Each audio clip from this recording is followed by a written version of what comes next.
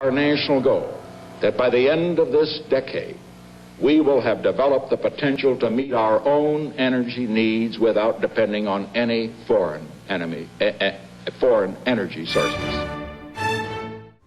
In 1974, the world's richest man tried to put an oil refinery here on the seacoast of New Hampshire. My neighbors and I beat him. An opera. A little newspaper, a startup newspaper in Durham, in Newmarket in Durham, called Public Occurrences, started to introduce to the townspeople the fact that a real estate agent had been traveling up and down Durham Point Road. Durham Point is a very lovely sort of urban, sylvan, pretty forested road and not much traffic. But anyway, the real estate agents had been going up and down and stopping at people's houses and offering to buy options on their houses. Were you always a person to just fight for what is right, like even when you were younger? When I was younger, you presented your case to the New Hampshire legislature yesterday. At that time, when asked for an example of a clean refinery, you cited the Exxon refinery at Benicia, California.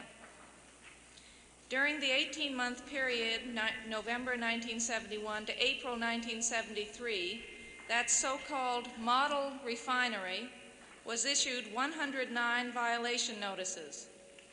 Between August 1st, 1972 and April 30th, 1973, the Benicia refinery reported 159 upset or breakdown conditions. Exxon refused to allow pollution control inspectors to enter the refinery control rooms during breakdowns. Is this the sort of model refinery that you are proposing for our area? In September and December, a lot went on. More real estate pseudo transactions, that sort of thing, and rallying of townspeople in opposition to the world's largest oil refinery built in our tiny town. And by December, it had been determined that Aristotle Onassis was the was the person who was promoting it. It was his thing.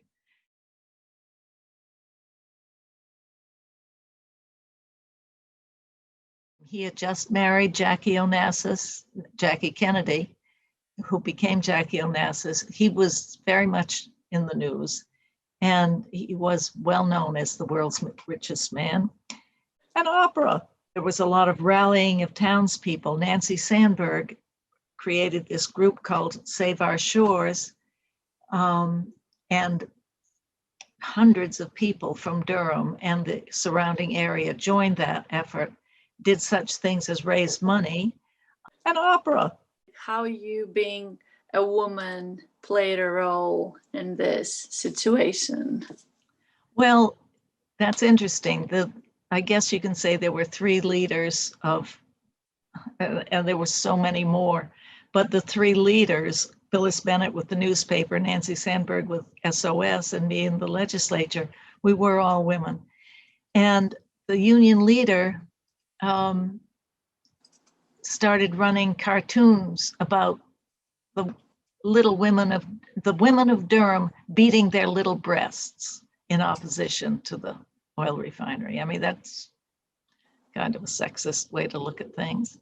An opera. Did you ever second guess your own beliefs? Did you ever think that it would maybe bring something good to New Hampshire?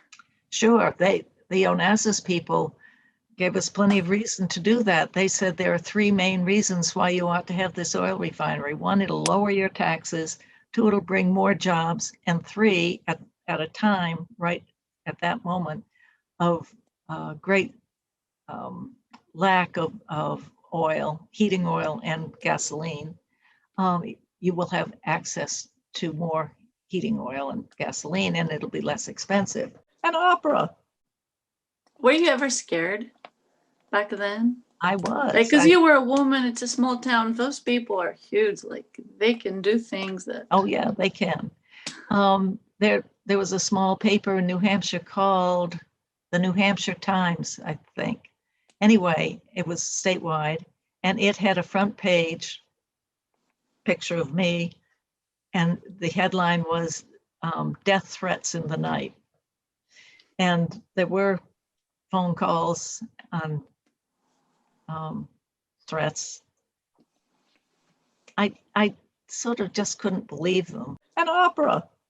The best thing for me from all of this is A, that the refinery didn't happen. And the second is that the people I worked with on the refinery are my best friends now. Introduced a bill that said that an oil refinery could not be constructed in a town until or unless the town approved it. See you at the opera.